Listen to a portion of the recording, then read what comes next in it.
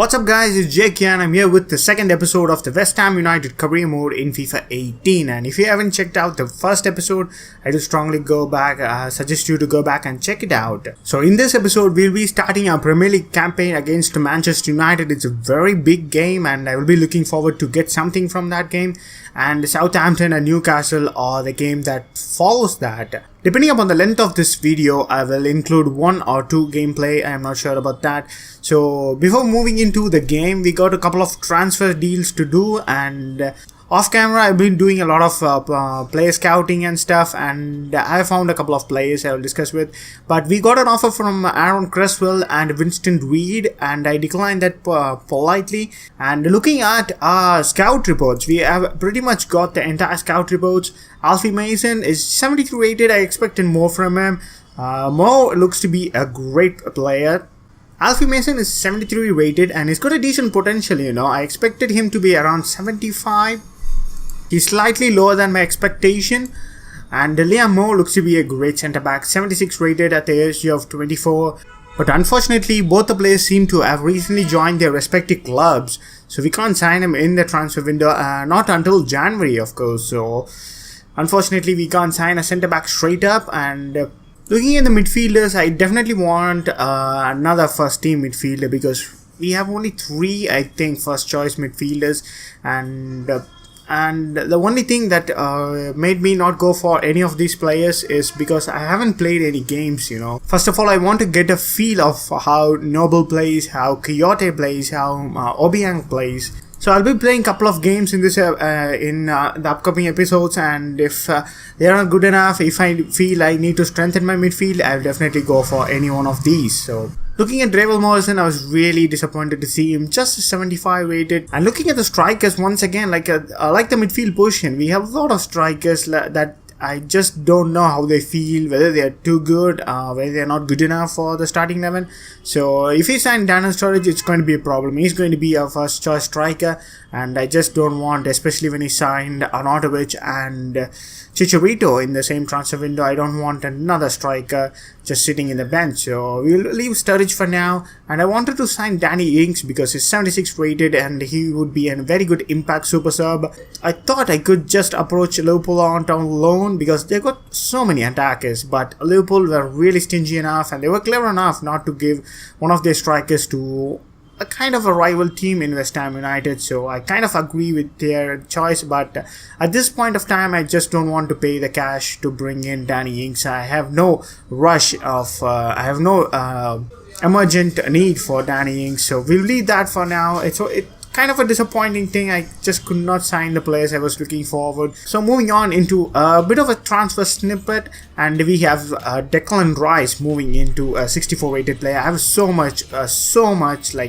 interest in playing with him, this lad, growing him and making him reach his potential, and it's one of the very good youngsters in this West Ham United team. We have got an offer for Andy Carroll, and I was slightly tempted to sell him to Newcastle United, but I know Andy Carroll will be banging headers left, right and center, so I just want to use Andy Carroll once again. And we have a loan offer for Brown. I'm really happy to send him out on loan and hopefully have a good spell out there. The results from the first month in the youth scouting academy came through, and this guy was a beast. Like Oscar Hughes, just 15 years of age, and he's 55 rated currently, and we can put him in a couple of training drills and he would be great. And when I was going through a couple of players in the different leagues, I found out this guy, Bruno Perez, and we'll be going over him in detail in a short while. So I've had a couple of players, Wayne Fraser from Bournemouth, and I clearly like the look of him. He's so short and he could be really useful in getting around the players and stuff, but this guy really grabbed my eye. Bruno Perez, shame he doesn't have the real face in game. He can play at right mid and he's basically a right back. And the important thing about him is he's been transfer listed by Roma. He's a Brazilian, of course. I've scouted him to be a 77 rated overall rated player, and I was looking forward to buy him out on loan, but Roma were really clear that they want to get rid of this guy, and we could get a very good bargain deal here.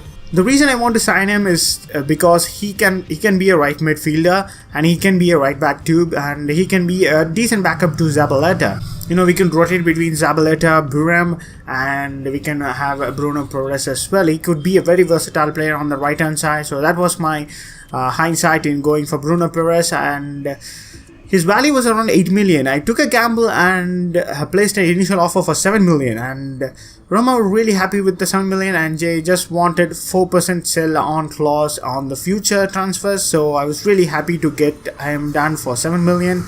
And we could have potentially got him for a bit low as well, but I'll take this offer for him, and he will be an important squad role player. And I went on to sign him for 3 years, kind of a balanced contract, and he will be a decent player in my opinion, and I really like the look of him, So going on to the contract stuff, and he was on a current wage of over 54,000. I want to give him 50k per week and 500, exactly half a million in cash for signing a contract. So that's it, and they decided to do this, and they have agreed the contract, and we have signed our first player in the transfer window. We have signed our first player in the West Ham United career mode, and it's not a big signing or a crazy signing, but he would be a very useful player, and I'm really looking forward to use him. And looking at his in-game stats, he's got some very good pace. His pace is in the 90s. He's got great stamina. His defending, passing, shooting, his technical stats are not great,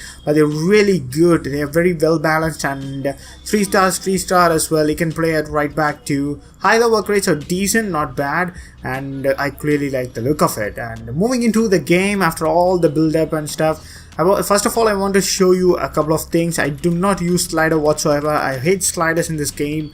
I don't know why they're even there. And I play career mode on legendary, so it's an ultimate thing you can do on the career mode, and that's a shame there's no ultimate difficulty in career mode, because that would make this challenge much more harder than what it is now. So enough rambling, getting into this big game against Manchester United away at Old Trafford.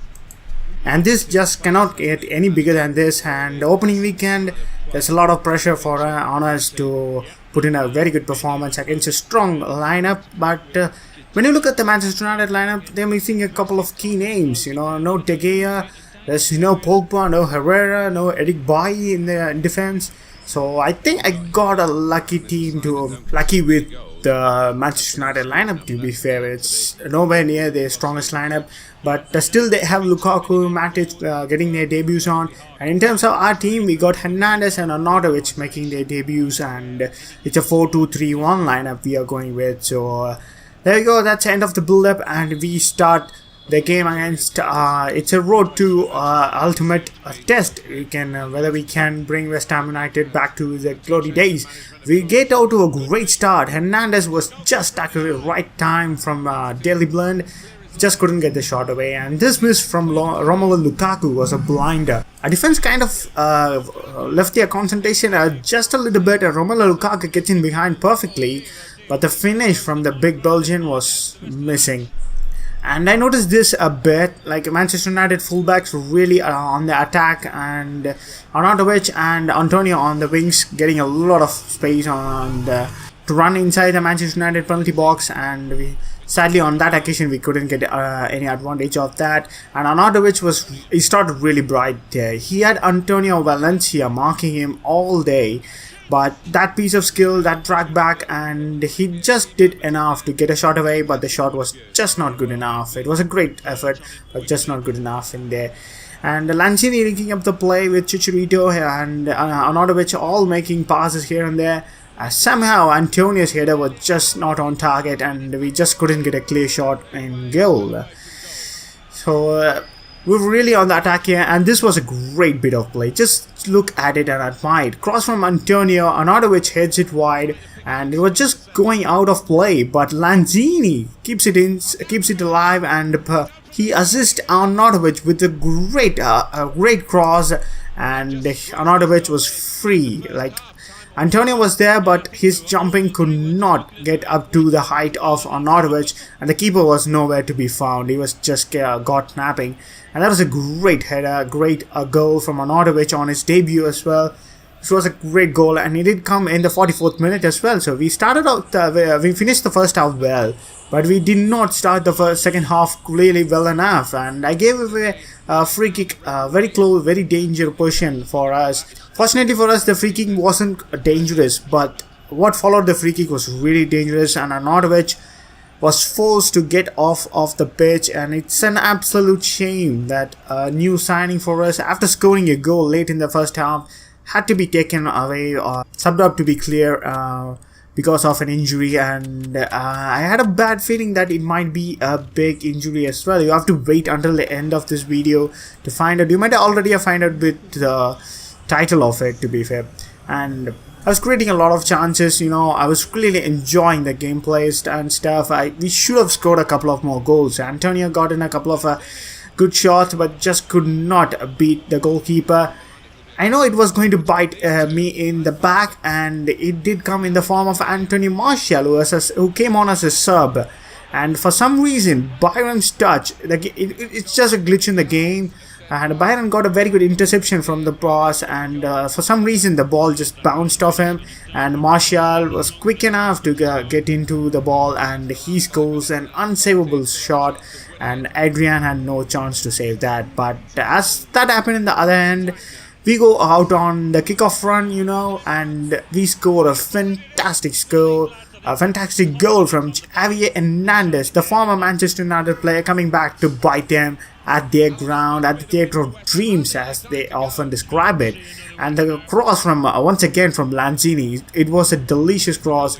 And look at the control from Chicharito. He takes it with his chest and volleys it home to give us 3 vital points in the first game of the season, and we are off to a great start. And Lanzini, without any further doubt, he is clearly the player of the game, man of the match performance from the Argentinian.